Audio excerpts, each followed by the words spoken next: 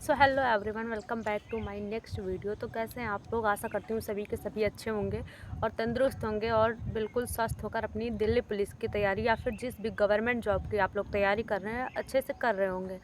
तो मैं हूँ शालू और मैं आप लोगों को दिल्ली पुलिस या अनदर गवर्नमेंट जॉब्स के लिए गाइडेंस करती हूँ कि आप लोगों को किस प्रकार से तैयारी करनी, और मैंने जो प्रॉब्लम्स फेस की थी उसके बारे में आप लोगों को बताऊँगी कि आप लोगों को अगर ये प्रॉब्लम्स होती तो आपको उनका सोल्यूशन कैसे करना है।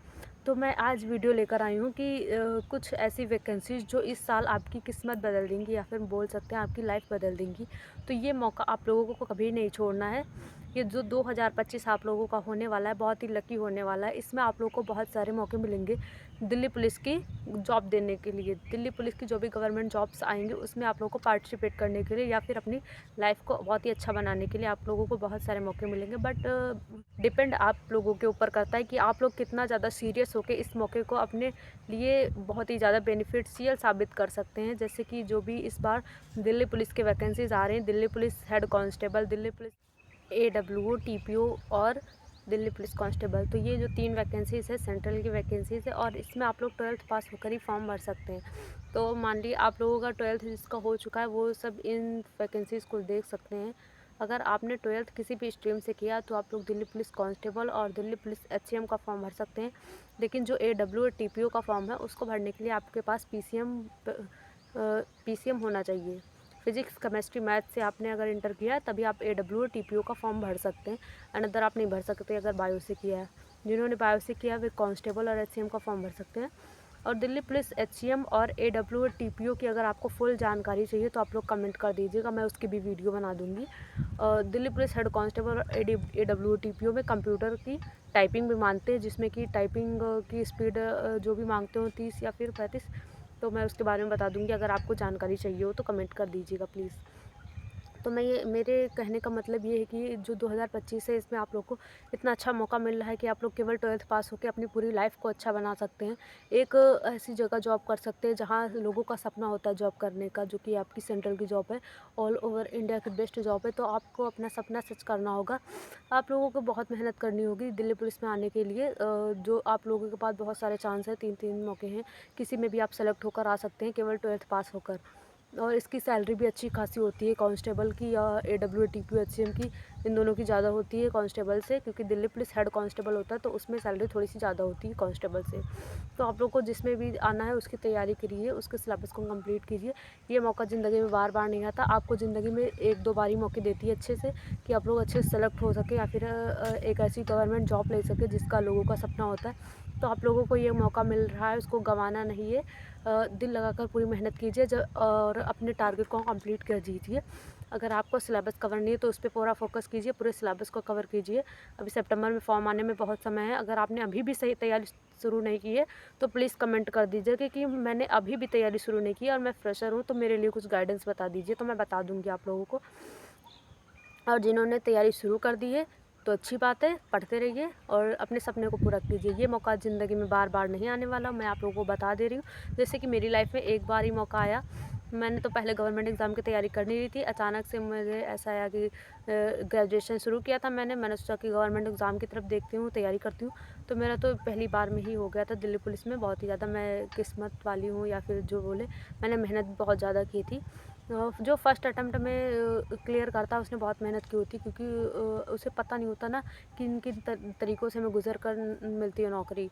तो उसे सिलेबस का ना पता होता है, ना तो किसी चीज़ का पता होता है, उसे खुद से पता लगाना होता है कि क्या पढ़ना है, क्या नहीं पढ़ना। अब जैसे मैं सेलेक्ट हो चुकी हूँ तो मुझे पता है क्या पढ़ना है, क्या नहीं पढ़ना है, आपका फिजिकल कैसे होगा, आपका मेडिकल कैसे होगा, उन सब चीज़ों में मुझे जानकारी है, तो मैं आप लोगों को गाइड कर सकती हूँ। और मैं अपनी तरफ से पूरी ज़्यादा कोशिश करूँगी कि आप लोगों को जितना हो सके उतना गाइड कर सकूँ, फिजिकल के बारे में, मेडिकल के बारे में, एग्ज़ाम के बारे में। तो मेरी तरफ से आप लोगों को पूरा सपोर्ट है, आप लोग तैयारी करते रहिए। और अगर जैसे कि आप लोग अपना सिलेबस कवर कर रहे हैं तो आप लोग एक बात का ध्यान हमेशा रखिएगा कि जो भी आप दिन में गोल बनाते हैं, जो भी शेड्यूल बनाते हैं उसको पूरा कंप्लीट करिएगा। जो भी आप डिसाइड करते हैं कि इस टॉपिक को मुझे आज कवर करना है तो प्लीज़ उसे कवर कर लीजिएगा। ये बात आप लोग हमेशा ध्यान रखिए कि जो टॉपिक जिस दिन के लिए आप लोग रखिए उसी दिन कवर कीजिए। और जितने प्रैक्टिस सेट डेली लगाते हैं उतने डेली लगाइए। कभी भी कोई भी मिस्टेक मत कीजिए कि नहीं आज मन नहीं है तो आज नहीं पढ़ेंगे, नहीं आज मन नहीं है तो आज नहीं पढ़ेंगे, आज यहाँ वहाँ चले जाते हैं, वहाँ चले जाते हैं। ऐसी गलती भूल कर भी आप लोग मत कीजिएगा। क्योंकि ऐसी गलती करने से एक दिन आप गलती करेंगे, 2 दिन गलती करेंगे, रोज़ गलती करते रहेंगे। उससे अच्छा यही है कि आप लोग पढ़ते रहिए और तैयारी करते रहिए, और जितना ज़्यादा आप अपने सपने के प्रति स्ट्रिक्ट हो जाएंगे उतनी ज़्यादा अच्छी बात हो जाएगी आप लोगों के लिए। कि मान लीजिए मुझे अगर जॉब लेनी है तो कुछ भी हो जाए मैं अपना टारगेट कंप्लीट करके रहूँगी, ठीक है।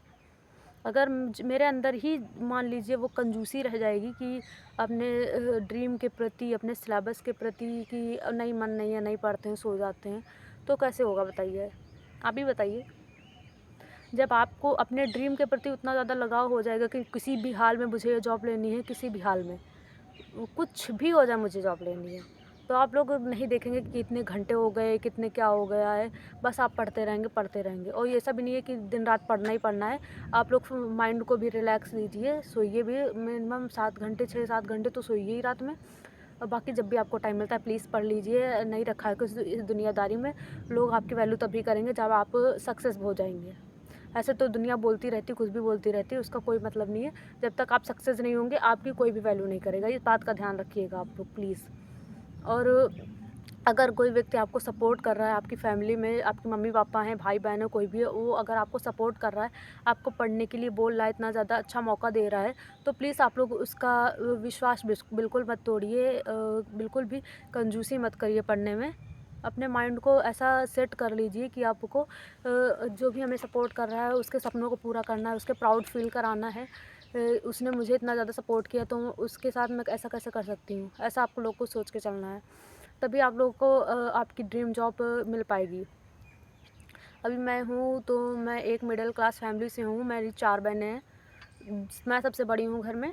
तो मेरे मम्मी पापा मुझे बहुत ज़्यादा सपोर्ट कर रहे थे, और मेरे हस्बैंड को भी आप लोगों ने देखा होगा। तो मेरी जॉब तो शादी के बाद ही लगी, आप लोगों को सभी को पता है। तो उनका बहुत ज़्यादा मेरे पे सपोर्ट रहा है कि सालू तुम ये करो तो मैं तुम्हारे साथ हूँ। तो उस सपोर्ट से भी मुझे बहुत ज़्यादा बेनिफिट मिला है। मैंने सोचा जब मेरे हस्बैंड इतना सपोर्ट कर रहे हैं तो मैं क्यों ना करूँ। मैंने देखा दूसरे लोगों के हस्बैंड को, जो भी है, मैं कुछ को बोलना नहीं चाहती हूँ। ऐसा होता है कि जब कोई इंसान आपको सपोर्ट कर रहा है तो प्लीज़ आप लोग उसके भरोसे को मत तोड़िए, भले ही वो आपके मम्मी पापा हों, कोई भी हो। मेरे मम्मी पापा का मेरे पे बहुत ज़्यादा सपोर्ट रहा है, तो उनकी बदौलत आज मैं यहाँ पे हूँ, हस्बैंड की बदौलत यहाँ पे हूँ। तो मैं उनका थैंक यू बोलना चाहती हूँ। और आप लोग भी अपने मम्मी पापा जो भी आपको सपोर्ट कर रहा है उनका भरोसा बिल्कुल मत तोड़िएगा, अपनी पूरी जी जान लगा दीजिए पढ़ाई करने में। मैंने भी 7-8 महीने ऐसे पढ़ाई की थी, मैं किसी से बात नहीं करती थी सही से, बस केवल अपने पे फ़ोकस करती थी कि मेरा कितना सिलेबस बचा है, कितना मुझे कवर करना है, कितने मॉक टेस्ट लगाने। मॉक टेस्ट पे भी मेरे नंबर कम ही आते थे शुरुआत में, तो पहले 30 आते थे, 40 आते थे, 50 के ऊपर मेरे मॉक टेस्ट में नंबर ही नहीं आते थे। कभी भूल से आ गए तो आ गए 52, बट नहीं आते थे। तो अगर आप लोगों के मॉक टेस्ट में भी नंबर कम आ रहे हैं, कोई बात नहीं, पढ़ते रहिए बस। आप लोग हार मत मानिए, मेन बात ये है।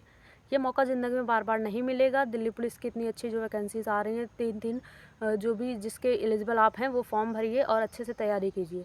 अगर आपको मेरी वीडियो अच्छी लगे तो अच्छी बात है, अगर कुछ गलती हो गई हो तो कोई बात नहीं, माफ़ कर दीजिएगा।